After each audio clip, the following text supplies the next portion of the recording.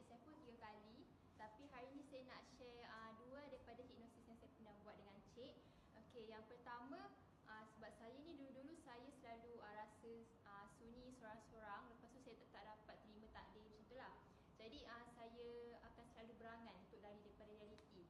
Dulu macam suka-suka je, kadang-kadang berangan benda happy, berangan benda sedih. Tapi macam untuk suka-suka. Tapi lama-lama dia macam dah jadi habit. Saya dah tak boleh stop berangan sampai dia mengganggu.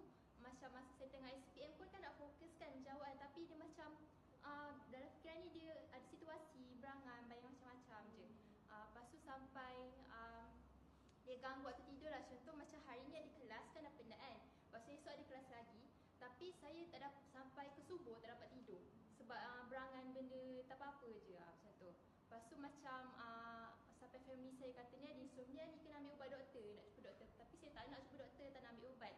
Lepas tu dalam kelas Cik Saiful nampak saya macam mas ni macam something wrong je.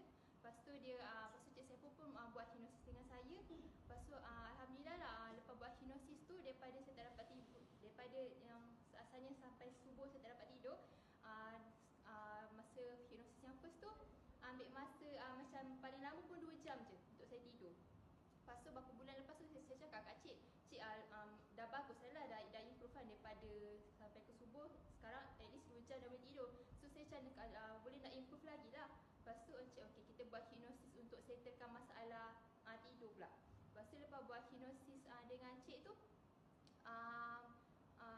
yang asalnya paling lama ambil masa 2 jam untuk tidur, lepas buat hipnosis tu memang paling lama pun setengah jam, standard 15 minit dah boleh tidur dah.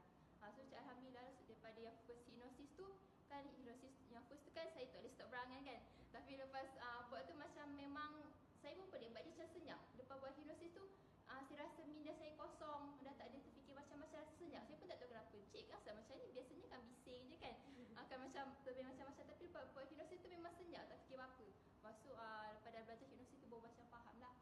Yang amazingnya masa yang saya dapat tidur dalam masa 15 minit macam tu lah. Lepas tu kawan-kawan pun macam perasan lah, masa tu bilik pun terang, tak tutup lampu, bilik pun bising. Tapi macam baring atas katil, rasa nak tidur tu tidur.